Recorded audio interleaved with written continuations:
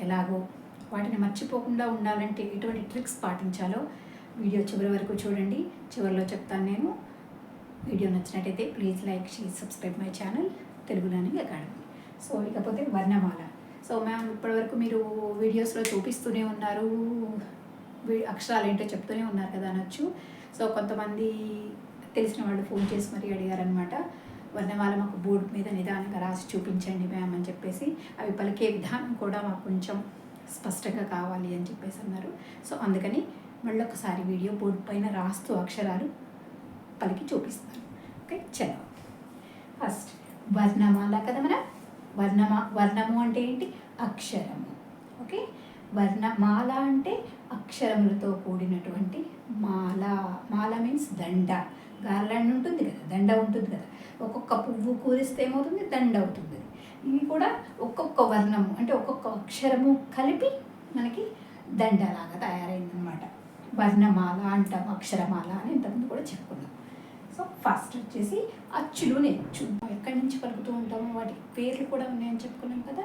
So వాటి పేర్లు ఏంటో కూడా చూద్దాం. ముందు అచ్చులు మాత్రమే నేర్చుకుందాం. ఏసారి పరిగెత్తాల్సిన అవసరం లేదు, నిదానంగా నేర్చుకుందాం. ఫస్ట్ అచ్చులు. వీటిని మనం స్వరములు అని కూడా అంటాం. వీటిని ఏమంటాము? స్వరములు అని కూడా అంటాము, ప్రాణములు అని కూడా అంటాం. ప్రాణము ఇవి ఇండిపెండెంట్గా పనిచేస్తూ ఉంటాయి అన్నమాట. వాటంతటా అవి ఆ అక్షరానికి అక్షరం పలికేస్తుంది అనమాట. కానీ హల్లులు అలా కాదు. హల్లులు వచ్చినప్పుడు మళ్ళీ ఒకసారి చెప్పుకుందాం. వీటిని మనం స్వరములు అంటాము, ప్రాణములు అని కూడా అంటాం అనమాట. ఫస్ట్ చూడండి, ఆ.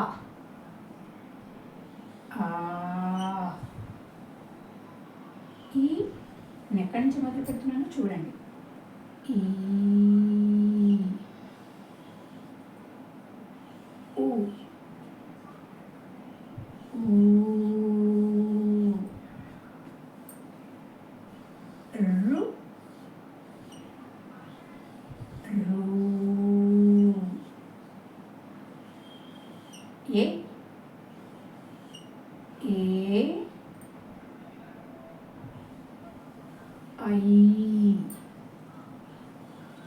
ఓ, ఓ, ఔ,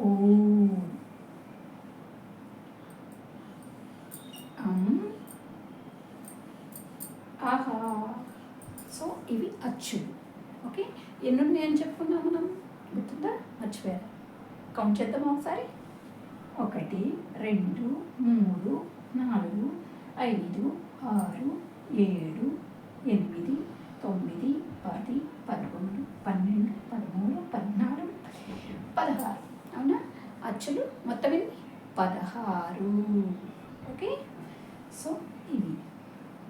సో వీటిలో మనం ఎలా ప్రొనౌన్స్ చేస్తున్నాం అబ్జర్వ్ చేయమన్నాను కదా. ఆ, ఈ, ఊ. ఓకే, ఇంకేమున్నాయి? రు, ఈ, ఓ. ఇవి చూడండి, కేవలం ఒక సెకండ్లో పలికి వదిలేస్తున్నాం. అవునా కదా? జస్ట్ అలా పలికి వదిలేస్తున్నాం అనమాట. అవునా కదా? వీటిని మనం ఏమంటాం? హ్రస్వములు అంటాం. ఏమంటాము?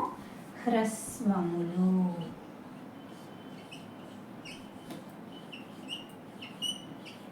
ఓకే, వీటిని హ్రస్వములు అంటాం. ఇది చూడండి, ఆ, ఈ, ఊ, రు, ఏ, ఓ, ఔ. వీటిని ఏమంటాము? దీర్ఘములు అంటాం. దీర్ఘములు అంటే మనం దీర్ఘం తీసి పలుకుతున్నాం అనమాట, సాగదీసి పలుకుతున్నాం అనమాట. హ్రస్వంలో అంటే జస్ట్ ఒక్క సెకండ్ కాలంలో పలుకుతూ ఉన్నాము. దీర్ఘములు అంటేనేమో 2 seconds సాగదీస్తూ ఉన్నాం అనమాట. ఇంకొక పేరు కూడా ఉంది, వక్రములు అంటాం అనమాట. వక్రములు అంటే ఏంటి? కొంచెం వంకరగా పలికేవన్నమాట. ఆ అన్నం డైరెక్ట్గా పలికేస్తున్నాం, ఈ అన్నం డైరెక్ట్గా పలికేస్తున్నాం. కానీ ఏ, ఏ పైకి వెళ్ళిపోతుంది, వంకరగా పలుకుతున్నాం అనమాట. ఓ, ఓ, ఇలా పలకట్లేదు. ఏ ఏ ఓ ఇలా వంకరగా పలుకుతున్నాం కాబట్టి మనం వాటిని వక్రములు అంటాము. ఏమంటాము? వక్రములు. వీటిని ఏ ఏ ఓ ఓ వక్రములు అంటాం. ఇవి ఇంకా చూడండి, ఇది ఒక విధంగా పలికితే ఏ ఒక విధంగా పలికితే అని ఇంకా 3 సెకండ్ల పాటు పలుకుతూ ఉంటాం. ఔ ఎక్కువ దీర్ఘం తీస్తూ ఉంటాం. ఏ ఏ ఐ ఓ ఓ ఔ. డిఫరెన్స్ చూడండి.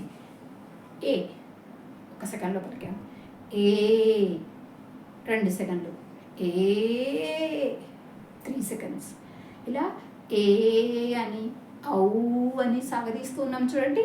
వాటిని వక్రతమములు అంటాం. ఏమంటాం? వక్రతమములు.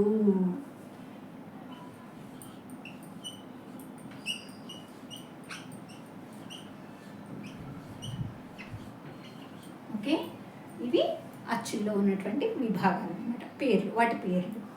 మళ్ళీ తర్వాత దీనికి సింబల్స్ కూడా ఉన్నాయి, గుర్తులు కూడా ఉన్నాయి, తర్వాత నేర్చుకుందాం. సో ఇవి అక్షరములు. హ్రస్వములు అంటేనేమో చిన్నగా పలికేవి, ఒక లిప్తపాటు కాలంలో, ఒక మాత్ర కాలంలో పలికేవి. దీర్ఘములు అంటేనేమో కొంచెం సాగదీసి పలికేవి, ఆ ఈ ఇలా అన్నమాట. వక్రములు అంటేనేమో ఏ ఏ అలా పలుకుతాం, ఓ ఓ అని కొంచెం వంకరగా పలుకుతూ ఉంటాం. వక్రతమములు అంటేనేమో ఎక్కువసేపు పలుకుతూ ఉంటాం, ఔ ఐ అని సాగదీసి పలుకుతూ ఉంటాం. ఇవి 4 అచ్చుల్లో ఉన్నటువంటి పేర్లు అన్నమాట. సో మా పిల్లలు రాయట్లేదు, మా వాళ్ళ అక్షరాలు కొంచెం రాయడానికి కష్టంగా ఉందనుకున్న వాళ్ళు ఏం చేస్తారంటే, ముందు చక్కగా పేజీలో సున్నాలు పెట్టించండి. అసలు ఏమి రాయించండి, చక్కగా సున్నాలు పెట్టించండి. అన్నీ ఒకే సైజు రావాలి, డిఫరెంట్ సైజులు కాకుండా ఒకే సైజులో వచ్చే విధంగా ఒక 2-3 పేజెస్ అలాగే అక్షరాలు అన్నీ కూడా ముందు సున్నాలు పెట్టించి, తర్వాత నిదానంగా కేవలం రోజుకి 2 అక్షరాలు మాత్రమే చాలు. ఆ ఒకరోజు, ఈ ఒకరోజు. ముందు బేసిక్స్ అనేవి వస్తే చక్కగా రాయగలుగుతారు. లేదా ముందు గాల్లో రాయించండి. ఈ ఈ టైం దొరికినప్పుడు ఇంట్లో మాట్లాడుకుంటూ అటు ఇటు తిరుగుతూ కూడా మనం గాల్లో రాసి చూపించవచ్చు కదా. ఇంకా బాగా గుర్తుండిపోవాలి పిల్లవాడికి అంటే ఏం చేయాలి మనం?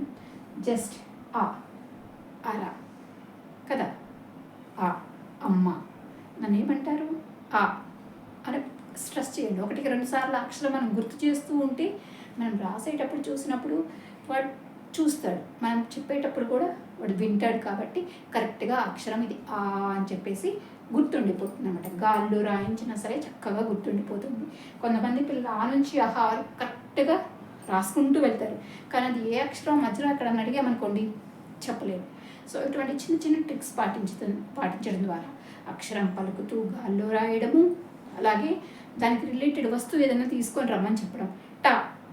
టమాటా వెజిటబులే కదా, ఏ లెటర్తో స్టార్ట్ అయింది ఈ కూరగాయ అని చెప్పేసి అడగండి. వంకాయ ఏ లెటర్తో స్టార్ట్ అయింది వాడు గుర్తు తెచ్చుకొని చెప్పగలుగుతాడు, అవునా. నెక్స్ట్ ఈగ వెళ్తున్నప్పుడు ఈ ఫస్ట్ లెటర్ ఏముంది? ఇలా విజిల్ ఈయనే కదా.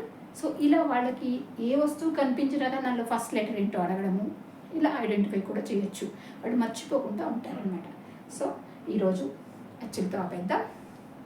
Please like, share, subscribe my channel తెలుగులోని అకాడమీ. Thank you.